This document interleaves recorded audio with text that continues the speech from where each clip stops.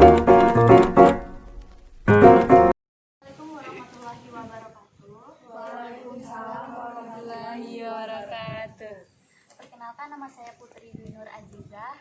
Kali ini saya akan menjelaskan keterampilan membuka dan menutup. Yang pertama yaitu pengertian membuka dan menutup pelajaran.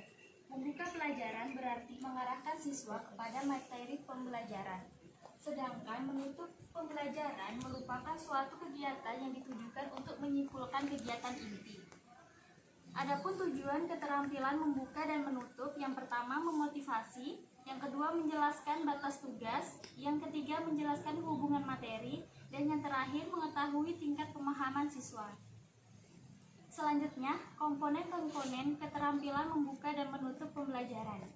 Untuk komponen membuka pembelajaran, yang pertama yaitu menarik perhatian, yang kedua menimbulkan motivasi, yang ketiga memberi acuan, dan yang terakhir membuat kaitan. Selanjutnya, komponen menutup yaitu yang pertama meninjau kembali, yang kedua mengevaluasi, dan yang terakhir memberikan tindak lanjut.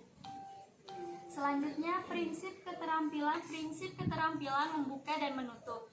Yang pertama, prinsip pembuka pelajaran yaitu singkat, padat, dan jelas, tidak berbelit-belit, menggunakan bahasa yang mudah dipahami, disertai contoh, dan mengikat perhatian anak. Sedangkan keterampilan prinsip menutup yaitu prinsip kebermaknaan dan prinsip berkesinambungan. Selanjutnya, saya akan menjelaskan keterampilan menjelaskan. Adapun poin-poin yang akan saya sampaikan yaitu pengertian keterampilan menjelaskan, tujuan keterampilan menjelaskan, langkah-langkah keterampilan menjelaskan, prinsip keterampilan menjelaskan, dan hal yang perlu diperhatikan dalam keterampilan menjelaskan. Yang pertama, pengertian keterampilan menjelaskan. Keterampilan menjelaskan dalam pengajaran adalah penyajian informasi secara lisan yang diorganisir dengan sistematis untuk menunjukkan adanya hubungan antara satu pesan dengan pesan yang lain.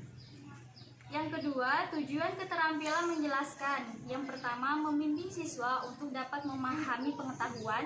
Yang kedua, melatih siswa untuk senantiasa berkonsentrasi. Yang ketiga, untuk mendapat respon dan umpan balik. Yang keempat, membimbing siswa untuk menghayati dan mendapat proses penalaran. Yang terakhir, meningkatkan efektivitas pembicaraan agar benar-benar jelas. Selanjutnya, langkah-langkah keterampilan menjelaskan. Yang pertama, menyampaikan informasi berupa definisi-definisi. Yang kedua, menerangkan atau menjelaskan istilah asing. Yang ketiga, menjelaskan untuk menunjukkan mengapa dan bagaimana. Yang keempat, pemberian contoh berupa gambar, video, ataupun ilustrasi. Dan yang terakhir, berupa latihan. Prinsip keterampilan menjelaskan, yang pertama, menjelaskan dapat diberikan selama pembelajaran baik di awal, di tengah, maupun di akhir. Yang kedua, materi yang diberikan harus bermakna bagi peserta didik. Dan yang terakhir, penjelasan yang diberikan harus sesuai dengan latar belakang atau tingkat kemampuan peserta didik. Perlu diperhatikan dalam keterampilan menjelaskan, yang pertama, menggunakan bahasa yang jelas. Yang kedua, volume suara sampai hingga belakang kelas. Yang ketiga, suara bervariasi, menjelaskan istilah asing, memberikan contoh nyata, dan yang terakhir menerima umpan balik. Itulah tadi penjelasan dari saya. Sekian, wassalamualaikum warahmatullahi wabarakatuh. Waalaikumsalam warahmatullahi wabarakatuh.